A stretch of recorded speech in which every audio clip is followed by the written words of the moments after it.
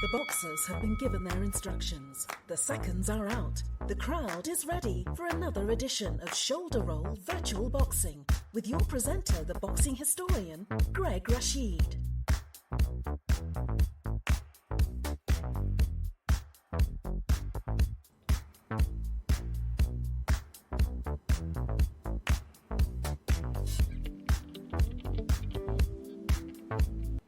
Hey there, swati krap to everyone out there, which means hello in Thai.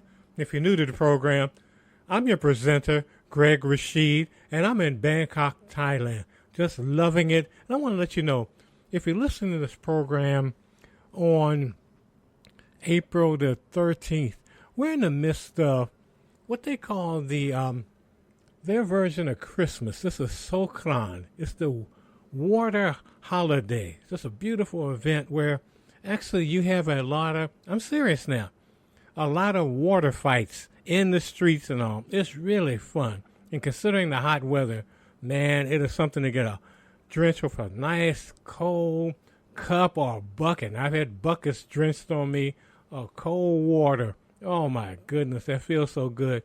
But anyway, hope we make you feel good today on the Shoulder Roll Virtual Boxing Podcast. If you're new to the program, what we do here is we do fantasy fights. We take, because I know if you're listening to the program, you're a boxing fan. So we say, take different modes of games, be it computer games or card and dice games, and we just mix everything up. And we imagine what would happen if Muhammad Ali fought Mike Tyson. What would happen if Marvelous Marvin Hagler fought Sugar Ray Robinson? And we just mix things up, and we have a good time. And a lot of people have responded.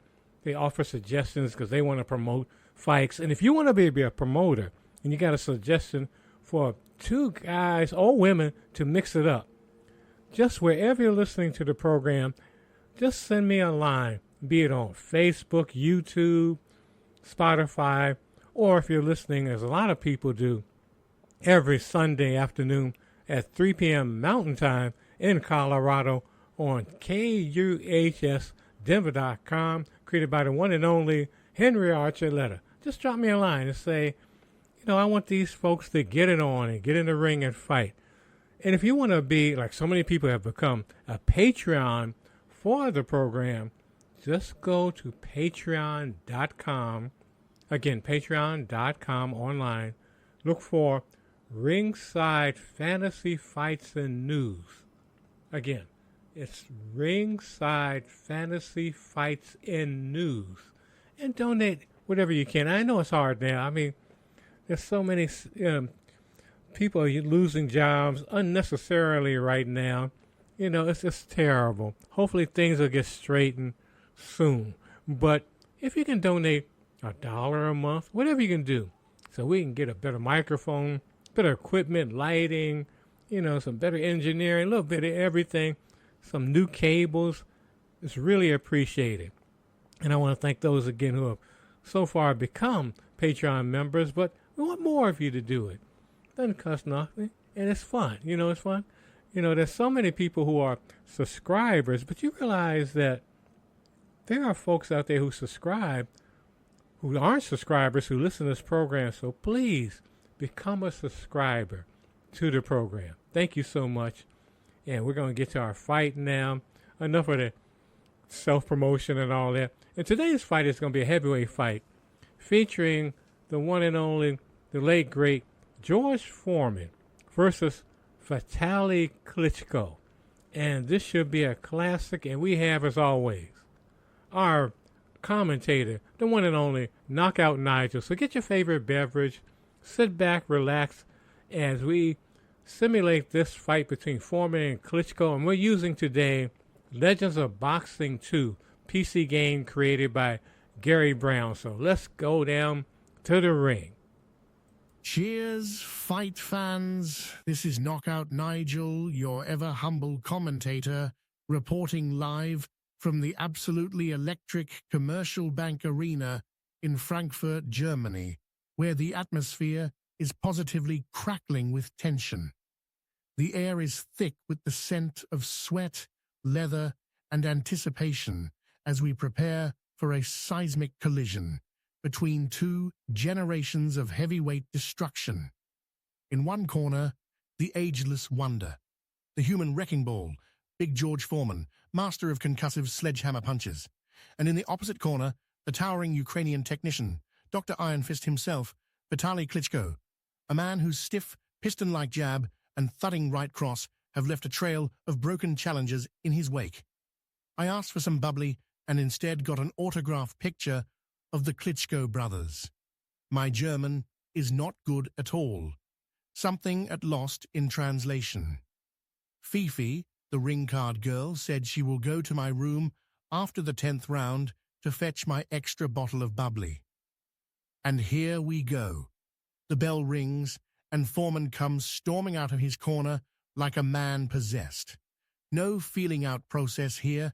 He marches straight to center ring, his massive shoulders rolling, those heavy hands already cocked and loaded. Klitschko, ever the disciplined technician, tries to establish his jab, flicking out that long left hand to keep Foreman at bay. But oh, a monstrous left hook from Foreman. It landed like a clap of thunder. The punch crashes against Klitschko's jaw with such force that the Ukrainian's head snaps violently to the side. His legs wobble. His eyes glaze over for just a split second. The crowd roars as Klitschko staggers backward, his glove instinctively darting to his mouth. And there's blood. Foreman has drawn first blood in under a minute. Klitschko, showing the heart of a champion, shakes his head clear and fires back.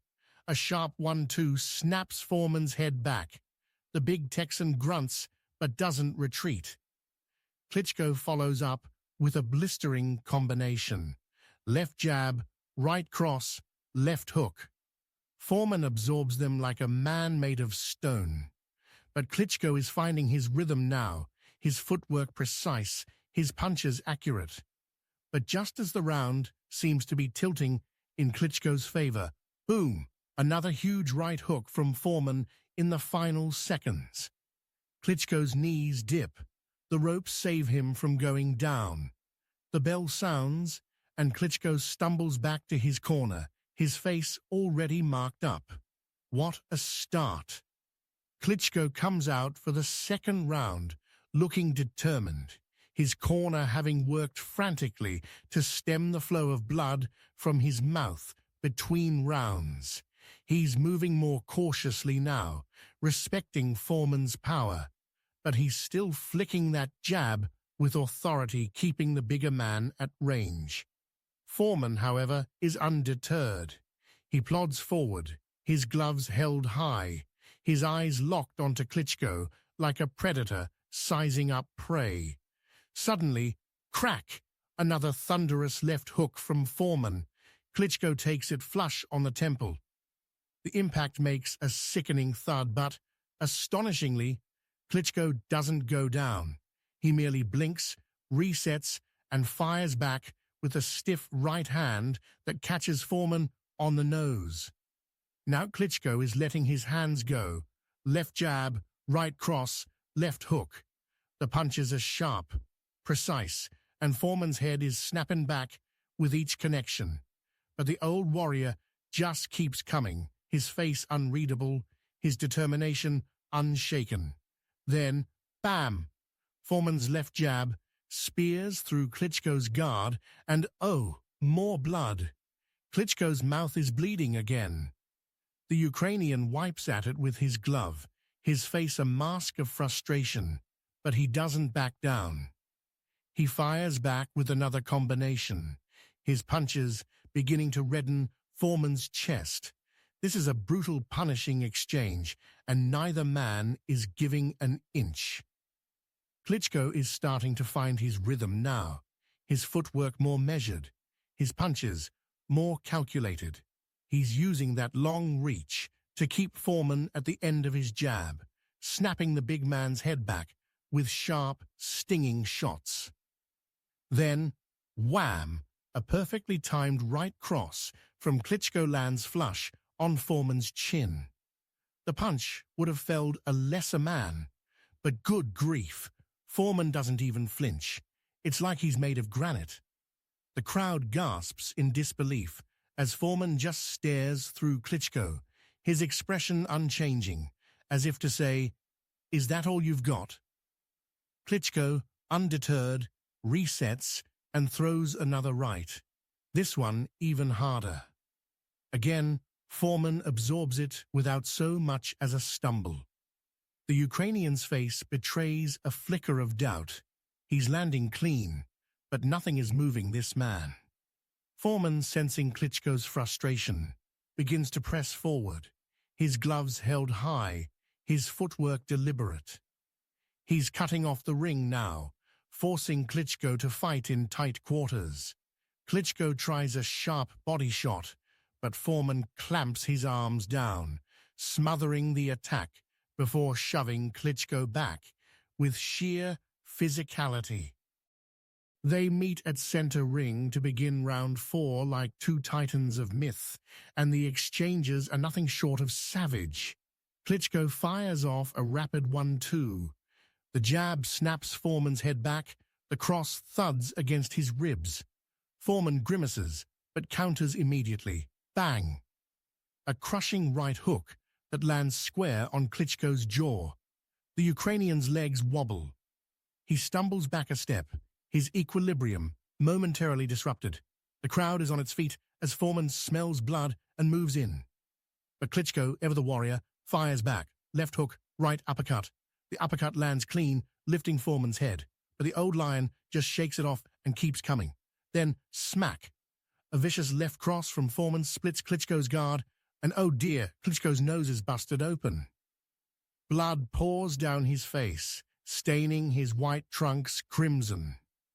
The referee takes a quick look, but Klitschko waves him off, his eyes burning with defiance. He wipes the blood away with his glove and comes right back, firing a 3-punch combination that forces Foreman to cover up. These blokes are throwing punches that would knock down a rhino. A normal fighter would have been out on the mat by now. But these two legends are constructed of mortar and steel. Let's see if they can continue this pace in round 5. The pace is relentless, the punishment unending. Both men are standing toe-to-toe in the center of the ring, throwing heavy, concussive blows that would flatten ordinary men. Foreman digs a monstrous right hand into Klitschko's ribs. The Ukrainian exhales sharply, his body momentarily curling in pain. But he fires right back. Left hook, right cross. Foreman's head snaps violently, yet he doesn't retreat. Instead, he grins through his mouthpiece as if relishing the battle. Big George is grinning as he goes back to his corner. He has yet to sit down during this battle. Meanwhile, Klitschko is sitting down, listening to instructions from his brother, Vladimir. They both are laughing as the bell sounds to begin the round. Klitschko, undeterred, begins to let his hands go in round 6. Left jab, right cross, left hook again. The punches are sharp, accurate, and Foreman's face is starting to redden from the accumulation of blows.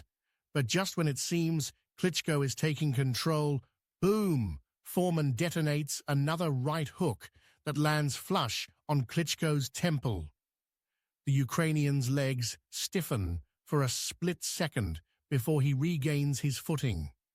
The crowd is in absolute hysterics as these two gladiators trade bombs in the center of the ring. The referee has gotten in the middle of these two warriors because they did not hear the bell ring to end the round.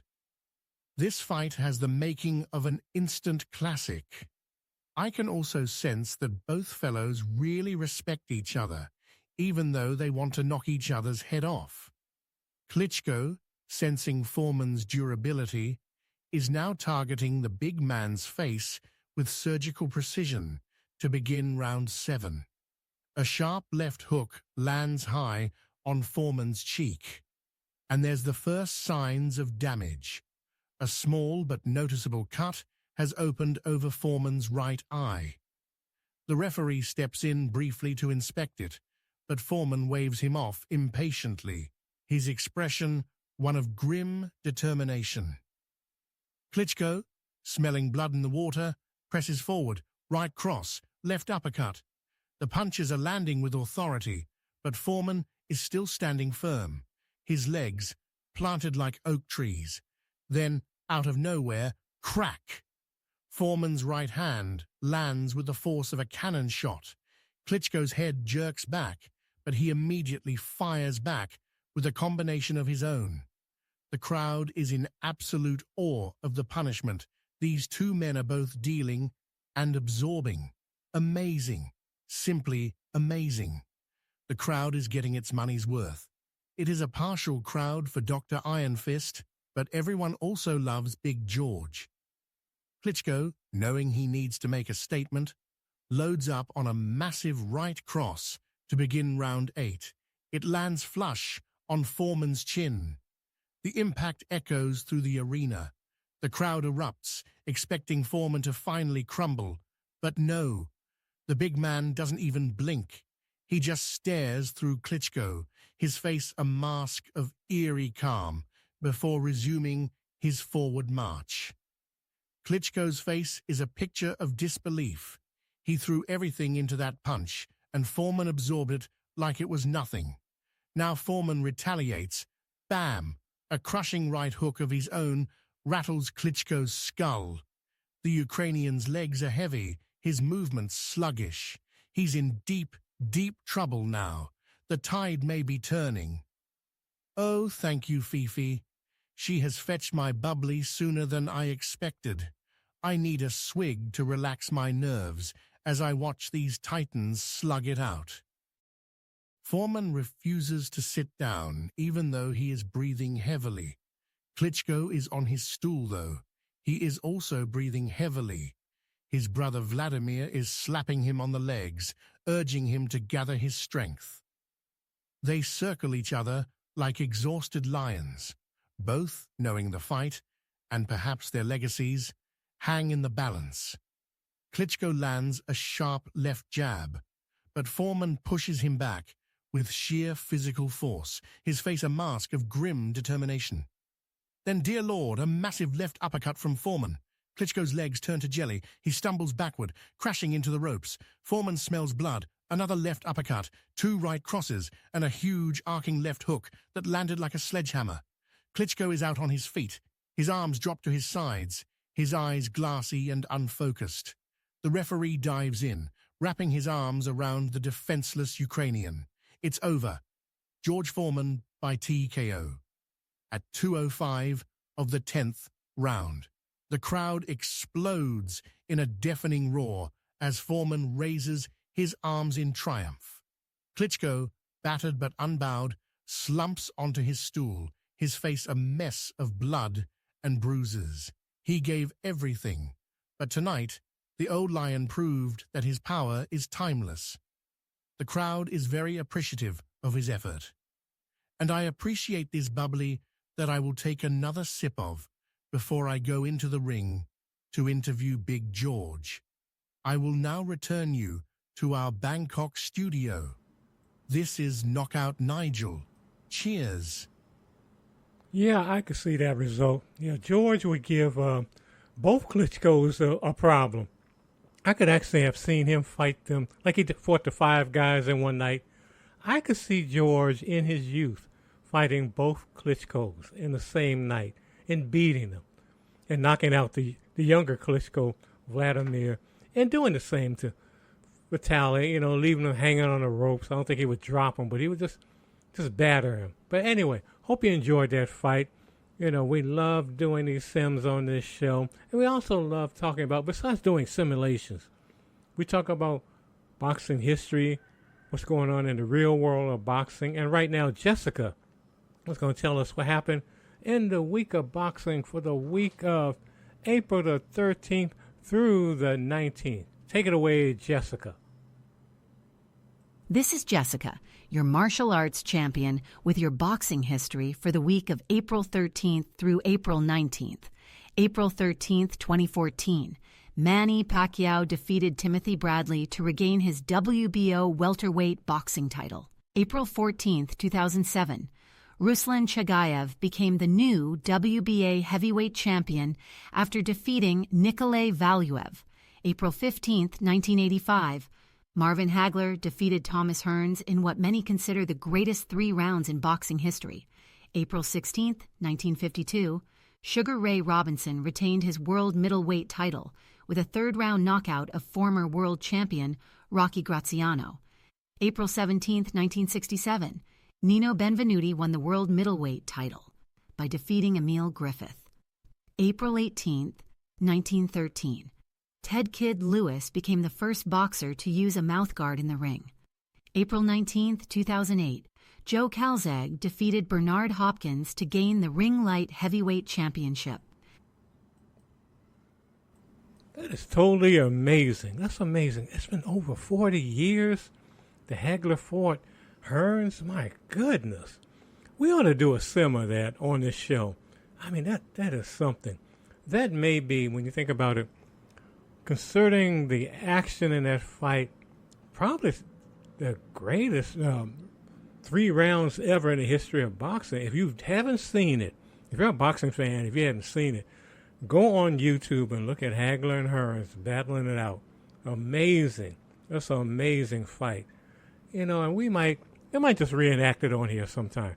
But anyway, thank you, Jessica, for that. And she has some news as far as in the world of boxing right now.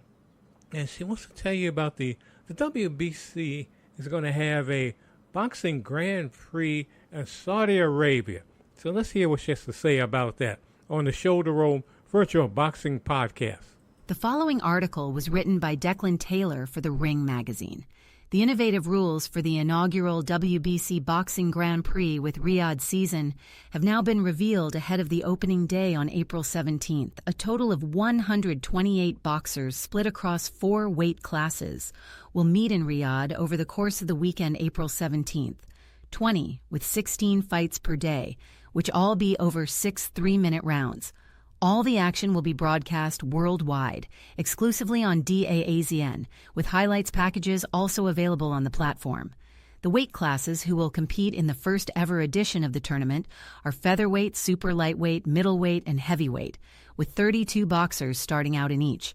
The boxers in each weight class will be fighting it out for the Jose Sulaiman Trophy, named after the former long-reigning president of the WBC, who had initially thought of this concept before his death in 2014. His son Mauricio, the current president, said, "We expect to have the future stars coming out of this tournament. His Excellency Turki al-Sheikh was very clear when he learned about my father's dream of the World Cup of boxing. When I explained to him what the intentions were 11 years ago when my father entered the hospital and could not proceed with the World Cup, Sulaiman also revealed a number of unique rules and innovations, which will be in play across the event, which starts in April before further rounds in August and October before the grand final in December. Firstly, to ensure that one boxer proceeds from each bout, there will be no draws possible." Sulaiman explained, "If the scorecards reflect a draw, we are going to proceed to the WBC Enhanced Scoring System, which has been developed for many years with the support of Dwayne Ford and his WBC Ring Officials Committee, where the judge scores the round numerically and also give a report on each round whether it was close, moderate, decisive, or extremely decisive. These have a numerical value that will be reflected in the enhanced scoring system. If after that there is still a draw, a panel of 3 supervisors will decide who is the winner to advance to the following stage. Meanwhile, the judges will be elevated on high chairs in a bid to give them a better view of the action, and their scoring will also be open after the 2nd and 4th rounds of the fight." Sulaiman explained, "Why? Because this gives the opportunity for the corner to adjust their strategy, to adjust the performance, and also it gives great transparency to our sport." Sulaiman also revealed that instant replay will be available for moments of contention. He said, This will be available for any major situation and will be reviewed in case there's a controversy to make sure justice prevails. Finally, there will also be a buzzer 30 seconds from the end of every round, which has been designed to ensure that both fighters pick up the action for the remainder of the round. They will also be wearing 12 ounces Reyes King gloves, which have been specially developed for the competition. At the first event, each boxer will book their place in the last 16 stage with a victory. But Suleiman also explained that losing fighters may get the chance to come back if there are dropouts later in the tournament. On every card, we will have substitutes, he said. This is in case of fighters not making weight or getting injury or any other problem. All of this, he hopes, will ensure a smooth competition, which will ultimately crown the first four Jose Suleiman Trophy winners at the grand finale in December. It is very complex, and it has taken a great amount of work, organization, dedication, he said. The production of the gloves and the uniforms and everything for this to be ready. This is going to be a history-making event taking place in Saudi Arabia. You know, I really like this event. I'm looking forward to it. It's kind of like the Olympics, but professionally. I really like this. And we're going to keep tabs on what's going on with it because it starts this week. If you're listening to the show on April the 13th. Yeah, so it starts this week. That's going to be fun. You know, check it out. But Jessica's going to have some more reports on it in the coming week. And also, she has another report here about one of my favorite fighters, Amanda Serrano, and what she's saying about her upcoming fight with Katie Taylor. So let's hear what Jessica has to say about that. The following article was written by Hans Themistode for the Ring magazine. First, Amanda Serrano tried to box. When that didn't work, she tried to brawl. Yet no matter how many times she issued a new game plan, Katie Taylor found a way to eke out the victory. Still, Serrano might be down 2 losses, but that doesn't mean she's ready to give up. Taylor is great. Legendary, really, but Serrano wholeheartedly believes she's the better fighter. Come July 11th, they'll do it again. Madison Square Garden was the scene of their original matchup in 2022, so it's only right that they'll return to their good old stomping grounds. When Serrano, with 47 wins, 3 losses, and 1 draw with 31 knockouts, 31 KOs, was forced to deal with defeat in their first showdown.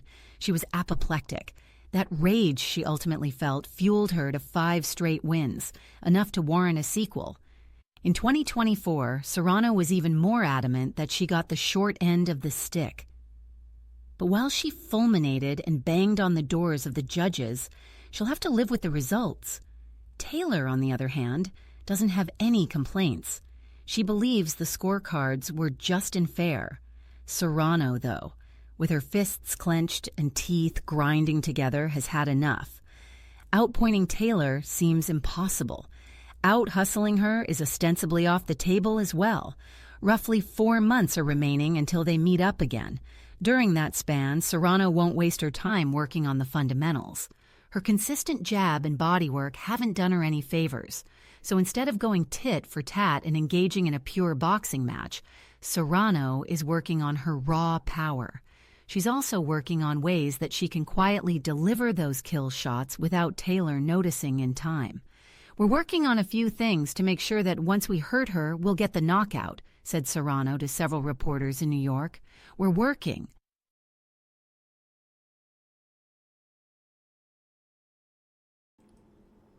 Yeah, I'm really looking forward to that fight. I was reading something as as Jessica was finishing up that report. But anyway, hope you enjoyed that report. And Jessica also, she wants to, every now and then she'll talk about fighters that are really influenced her. And she's going to talk about another one right now. So let's hear that on the Shoulder Roll Virtual Boxing Podcast. One of the most successful and famous female athletes in history, Lucia Riker is considered by many to be the best female boxer ever, known as the world's most dangerous woman. During her prime years in the ring, Riker was a kickboxing champion before taking to boxing, where she became light welterweight world champion and ultimately retired with an unblemished record of 17, 0 including 14 knockouts. One of the first 3 women to ever be inducted into the Boxing Hall of Fame. Outside of the sport, she also makes an impact on top of her roles in movies such as Million Dollar Baby and Shadow Boxers. Riker remains dedicated to inspiring others through her ongoing motivational lectures and seminars, given to fellow athletes and people from all walks of life, encouraging them to become the best versions of themselves in whatever they do or in their own lives. Thank you very much for that, Jessica. And yeah, Lucia Riker, she was something. If you've never seen her, check out her fights on the internet. I mean, she could battle. She might have been, the best women's professional boxer ever. And also a martial artist, too. And I know that's why Jessica likes her. But anyway, we're going to, as I always tell folks, we go, this is a boxing variety show. And we're going to switch up now to some music. And some of the music I play sometimes gets me in trouble on YouTube, and they try to ban. Well, actually, it's not YouTube so much as two countries, Russia and Belarus. They don't like my music, and they will ban my show in their country. So I don't know, but I play the music here because people love it. And I'm going to play something that's this song is 53 years old.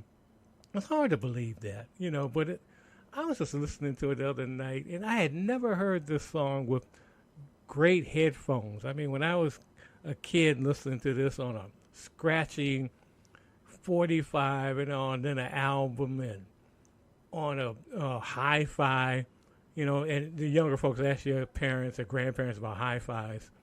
It sounded nice, but not like this. And I'm talking about the song Pleasure by the Ohio Players. And I want to say that. I want to say this. The Ohio Players, their music on albums was great. But frankly, in person, I saw them another times in person over the years. They could not reproduce that sound. And they really were. They were boring in person.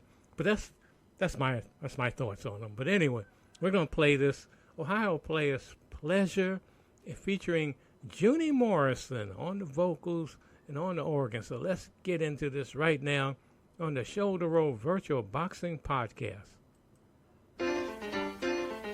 Pleasure is the best place where you and your man gonna be together. If it was me, it would be forever. Yeah.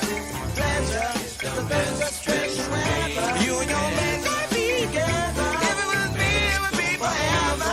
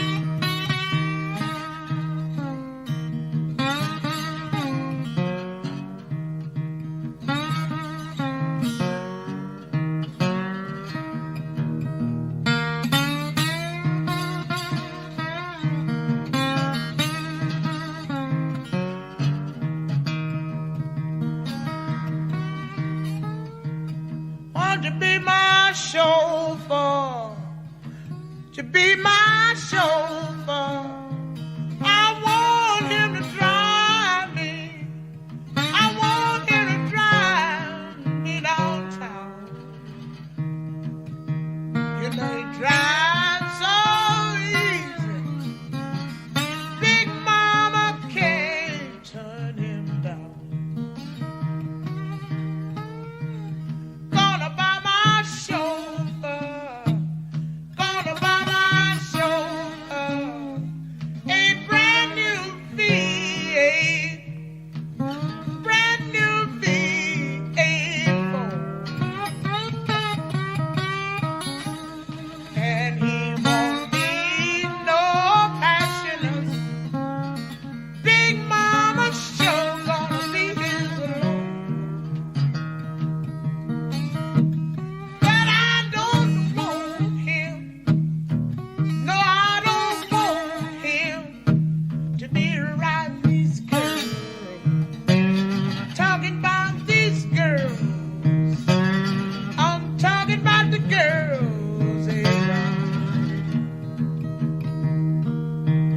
Yeah, I'm gonna buy me a shotgun. Shoot my chauffeur down.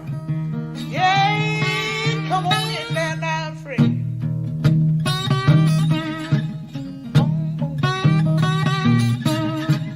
Talking about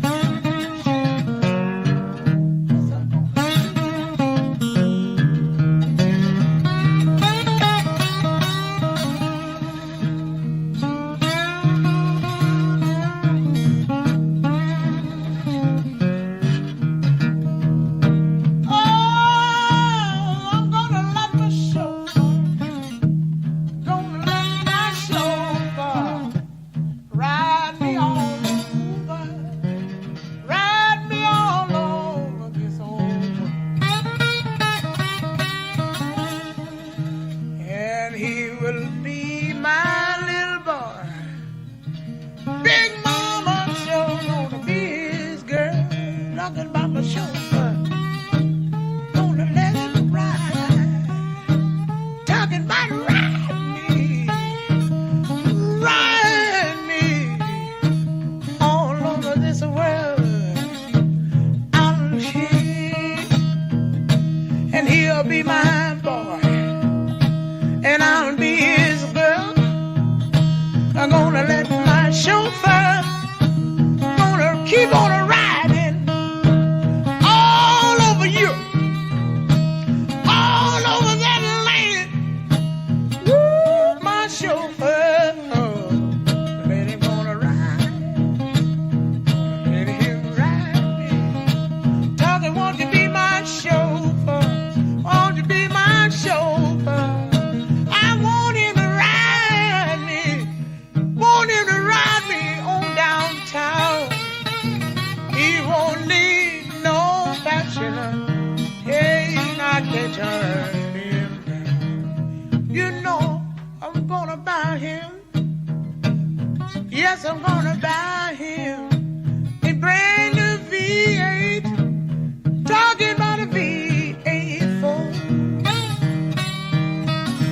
'Cause everything that he be carrying, Big Mama's gonna be his Lord. Talking about the chauffeur, talking about the chauffeur. Come on, chauffeur, come on, chauffeur, ride me around. Come on and ride me. Oh, need no passion. Big Mama sure gonna be his Lord. Talking about my chauffeur, talking about my chauffeur, talking about my chauffeur. Oh yeah.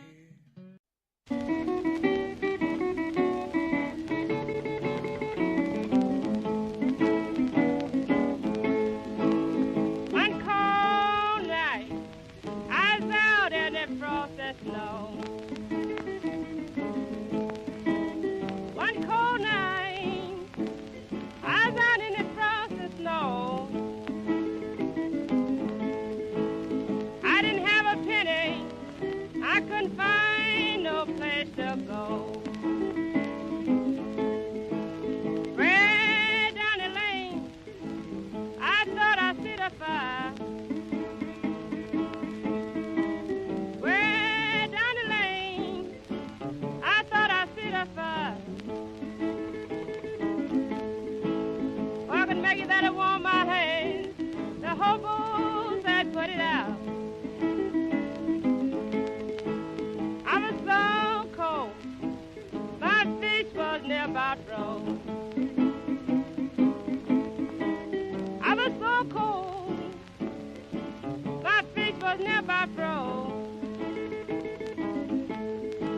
And I didn't have a penny, I couldn't find no place to go. I come to a house, I knocked up on the door. I come to a house, I knocked up on the door. They wouldn't accept my company because I didn't have on no clothes.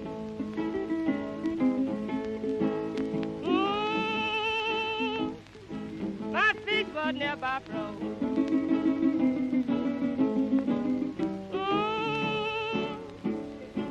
My feet was never froze.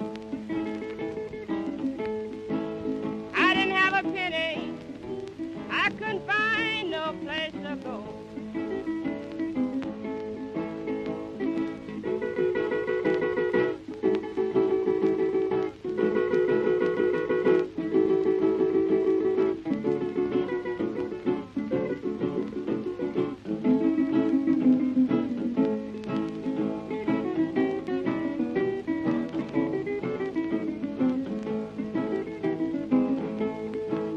I looked and saw old lady standing in a door.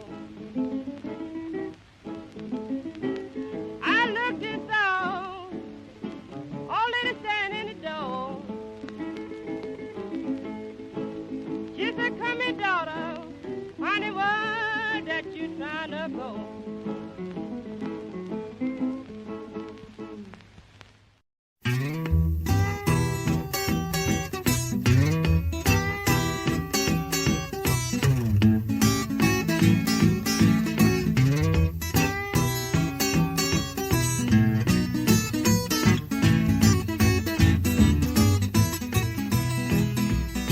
Hey, hey, hey, hey, baby, hey. Hey, hey, hey, hey, baby, hey. Hey, hey, hey, hey, baby, hey.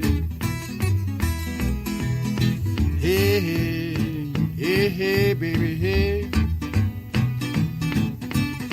Hey, hey, hey, hey, baby, hey. I love you, baby, but I sure ain't gonna be your dog.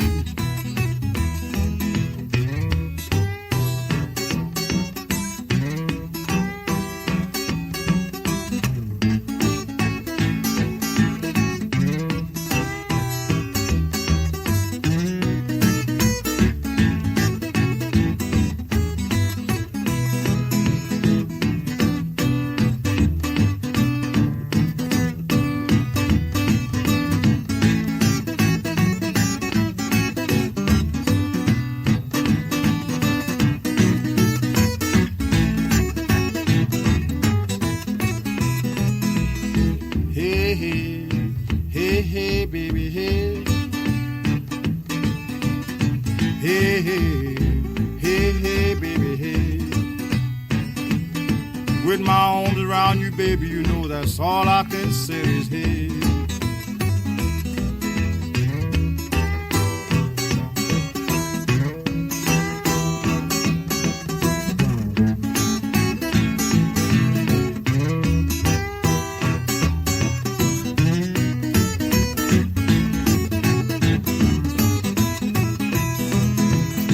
Hey, hey, lost your good thing now.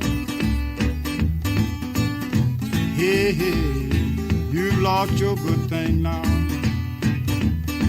You had me fooled, but I found it out somehow.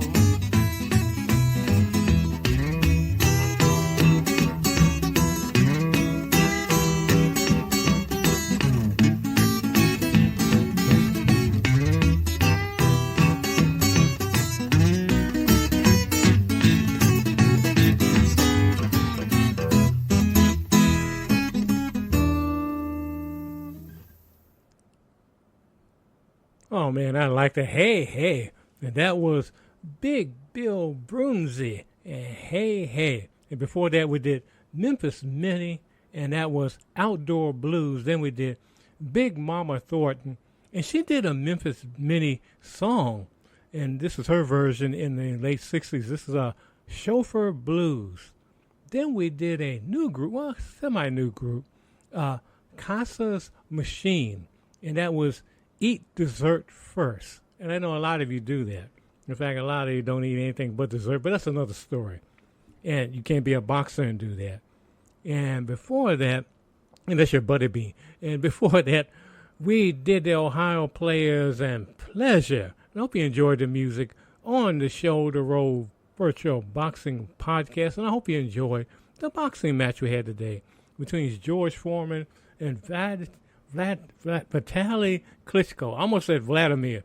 Vitali Klitschko, his brother. But anyway, like we always say, if you have a boxer that you want to match up against someone, male or female, just let me know. Wherever you listen to the program, drop a line. But anyway, we got to get out of here right now. Hope you enjoyed the program, as I just said. And remember, go in love and go in peace. Help someone along the way. And when you get up in the morning, get up, get out of your bed, look in that mirror and say, I love myself, and give yourself a big hug. And if you're sight impaired, get up, hug yourself, and say, I love myself. Give yourself a big hug. Because if you don't love yourself, you can't do anything. You can't do a thing if you don't love yourself. So how are you going to help anyone if you don't even love yourself? So take time to love yourself. Take a moment in your day, at night, whenever. Just reflect on the moment, the day, and just enjoy what's going on. And just think about, just a moment of silence, just having that. And just do what you can to help your community, wherever you are in this universe. Help a young person in need, a senior in need. Help an animal that might be in distress, unless it's a mountain lion or something, or a tiger. I don't know about that, but even them, you can help them in some way.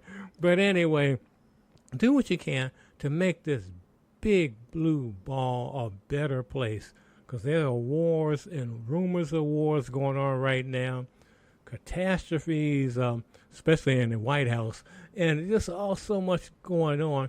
So you got to bring some positive energy somewhere, to yourself and to the community. And I know some of you out there probably saying, every week you conclude the program with this message that, it seems sappy, but no, it isn't. It's not sappy.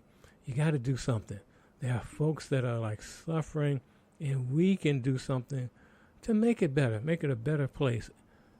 Just do what you can wherever you are, just to try to make the situation better, much better. And I would recommend a book, if just to give you an idea of where I'm coming from with this. I'm going to, and actually I'm sitting up for a minute because I'm looking for going through my library right now so I can get you the right title. And this is Man's Search for Meaning by Viktor E. Frankl, Frankl. Please check that book out when you get a chance. It was written over 60 years ago, but it's relevant today. But anyway, and we might do book reviews on here sometime too. But anyway, this is Greg Rashid. Go in love and go in peace. We're going to see you next time on the Shoulder Roll Virtual Boxing Podcast. Thanks for tuning in. Please remember to like, comment, share, and subscribe to this channel. Thanks, and have a great day.